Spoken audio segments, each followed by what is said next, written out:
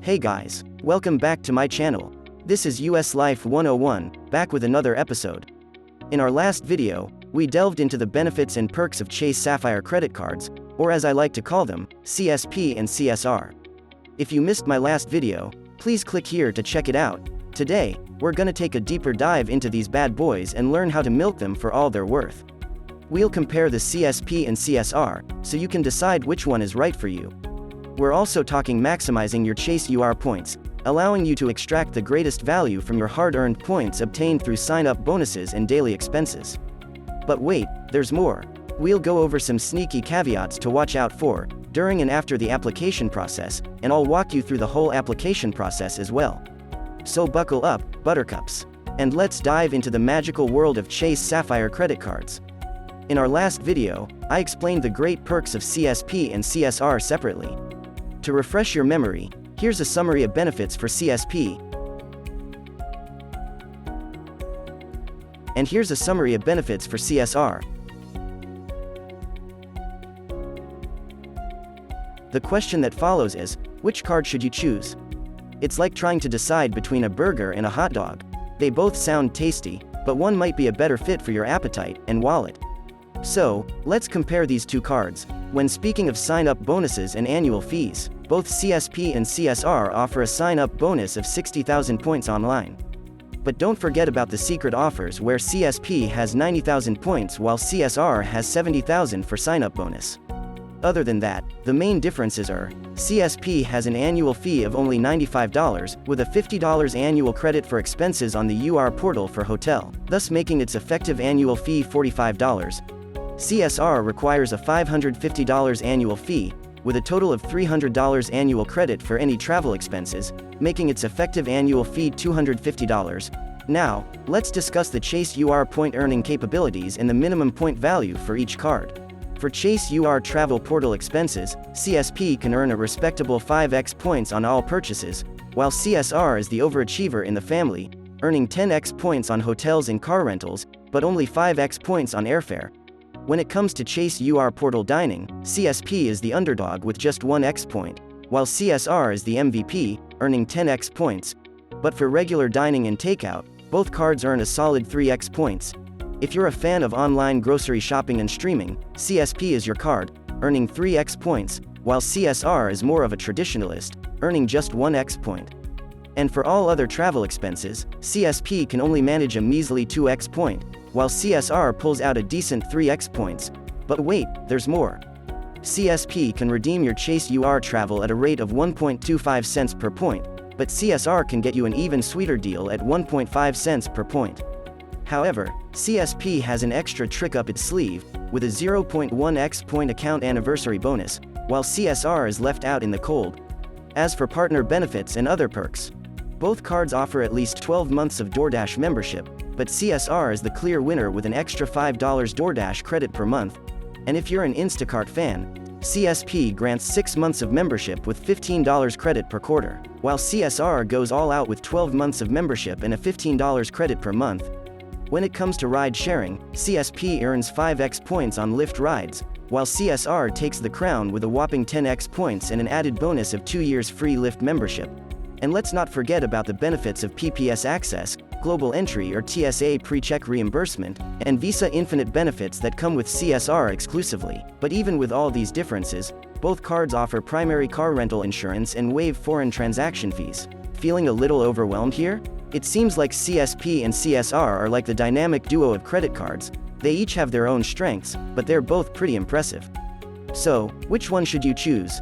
First up, CSP has an effective annual fee of only $45, while CSR's effective annual fee is still high as $250. That's a big difference. If you value the CSR exclusive perks like PPS, Visa Infinite benefits, etc., or you're a baller and plan on spending big bucks on travel, dining, and Lyft rides, then CSR might be the way to go, as it earns you points faster than a cheetah on Red Bull. But if you're like me and can barely plan for next week, let alone allocate $300 for annual travel expenses, or if you believe that CSP's point earning capability is already adequate, then the CSP may be the superior option for you. And let's not forget about holding costs, my friends. CSP has lower fees than CSR, which means more money in your pocket. Well, whatever your heart desires. So, have you made up your mind about which credit card to apply for?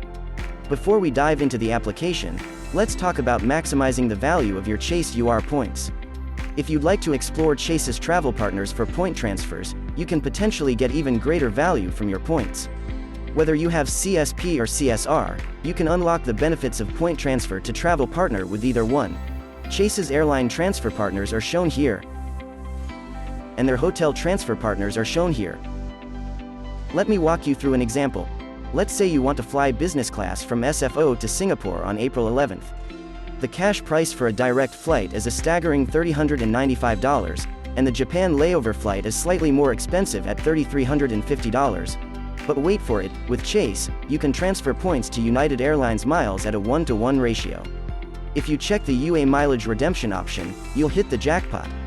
To redeem for an award ticket, you'll only need 190.1 KUA miles for that same direct flight, while you can snag that Japan layover flight for just 103.5 KUA miles. Let's crunch some numbers and see the value you can get. By redeeming points for the direct flight, each point is worth 1.63 cents, while each point for the Japan layover flight is worth an incredible 3.2 cents. If you think this is the limit of how much your UR points are worth, you are wrong. In some cases, your Chase UR points could be worth more than your grandma's prized diamond ring. Seriously, 1 point could be worth more than 10 cents. For another example, you can transfer your Chase UR points to Aeroplan, the loyalty program of Air Canada, at a 1-to-1 ratio. And get this, you can fly round trip from Seattle to Tokyo in business class, with just 55,000 miles each way. So in total, you just need to use 110,000 Aeroplan miles, along with some fuel surcharges. But wait. If you were to pay for this luxurious trip with cash, you'd be shelling out nearly $16,000. That's right, folks, $16,000 for a flight.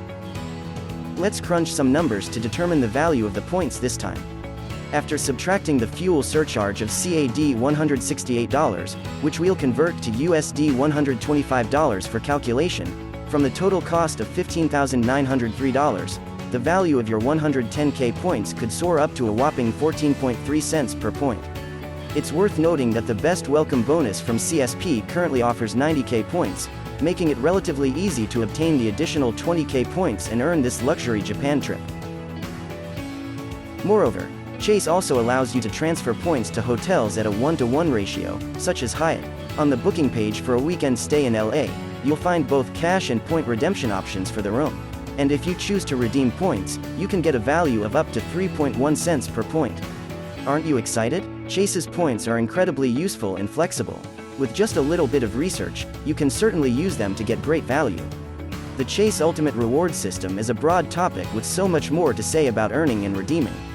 Furthermore, not just Chase, but other banks like Amex and Citi also have fantastic transfer partners and reward systems for their credit cards. So make sure to follow my channel and let me guide you to explore the world of credit card points further. With my videos, you can effortlessly enjoy a better life by maximizing your credit card perks. Since Chase points are so useful, are you eager to apply for a Sapphire card and start earning points right away? I know you are, but before you hit that apply button, let me remind you of a few things. First, Chase has a rule called 524, which means if you've been approved for 5 or more credit cards from any bank, not just Chase Bank, in the past 24 months, your Chase application will be instantly rejected.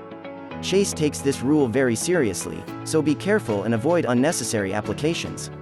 Second, there's Sapphire 48-month rule. If you currently hold any Sapphire card or have received a sign-up bonus for any Sapphire card in the past 48 months, your Sapphire card application will be doomed. Note that the 48 months start counting from when you received the sign-up bonus, not from the opening or closing date of the card. This rule means that getting both CSP and CSR is like trying to have your cake and eat it too, so sad. Third, try not to apply for more than 2 Chase cards within 30 days, or you'll probably be rejected. Also, be aware that credit card annual fees don't count toward the minimum spending requirement for sign-up bonuses, so make sure you've spent enough to qualify for the bonus and don't include the annual fee. Finally, we've come to the application step. For CSP, although there's a whopping 90,000 point reward, if you find going to a branch inconvenient, feel free to use my referral link in the description to apply online. Just keep in mind that the online application only offers a 60,000 point bonus. Applying online is super easy, just click Apply Now, fill out some personal information, and you're done. It might take less than 5 minutes. CSR application is also a piece of cake. Just click on the link below the video, fill out your personal information, and you're good to go. Sometimes your application may be approved immediately, in which case, congratulations on having your amazing Sapphire card. However, if you don't receive an instant approval, you can always request an immediate review of your application by calling any of the phone numbers on the screen. A customer service representative will assess your application based on your personal information. They will inform you of the result afterwards. While it's often good news that your application is approved, there may be cases where additional documentation is required or your application is denied, depending on individual circumstances. Alright, that's it for today's video. Thank you for watching, and please don't forget to give us a thumbs up, leave a comment, and subscribe. See you in the next episode.